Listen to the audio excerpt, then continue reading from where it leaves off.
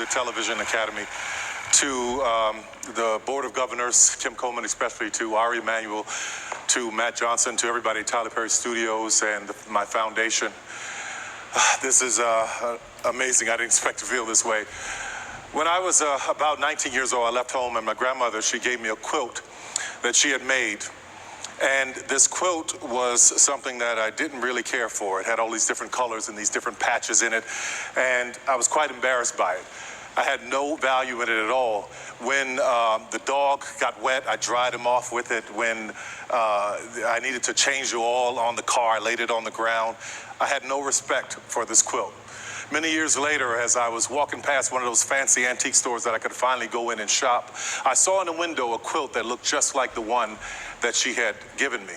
And as I'm in the store wondering where that quilt was, there was an attendant who walked up to me and said, "Let me tell you about this quilt. It was made by an African-American woman who was a former slave, and each patch in the quilt she had put in represented a part of her life. One part was from a dress that she was wearing when she found out that she was free. Another part was from her wedding dress when she jumped the broom." And as I was hearing this story, I became so embarrassed. Here I was, a person who prides myself on celebrating our heritage, our culture, and I didn't even recognize the value in my grandmother's quilt. I dismissed her work and her story because it didn't look like what I thought it should.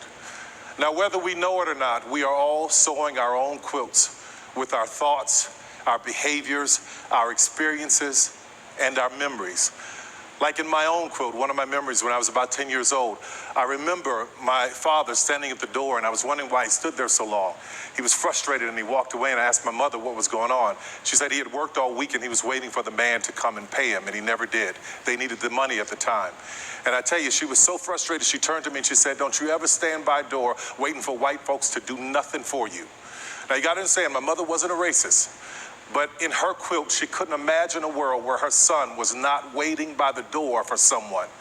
In her quilt, she couldn't imagine me actually building my own door and holding that door open for thousands of people. In my mother's quilt, she couldn't imagine me owning land that was once a Confederate Army base, where Confederate soldiers plotted and planned on how to keep blacks enslaved. And now, on that very land, black people, white people, gay, straight, lesbian, transgender, ex-cons, Latin, Asian, all of us come together, working, all coming together to add patches to a quilt that is as diverse as it can be, diversity at its best. I stand here tonight to say thank you to all of the people who are celebrating and know the value of every patch and every story and every color that makes up this quilt that is our business, this quilt that is our lives, this quilt that is America. Because in my grandmother's quilt, there were no patches that represented black people on television. But in my quilt, her grandson is being celebrated by the Television Academy. I thank you for this. God bless you. Thank you.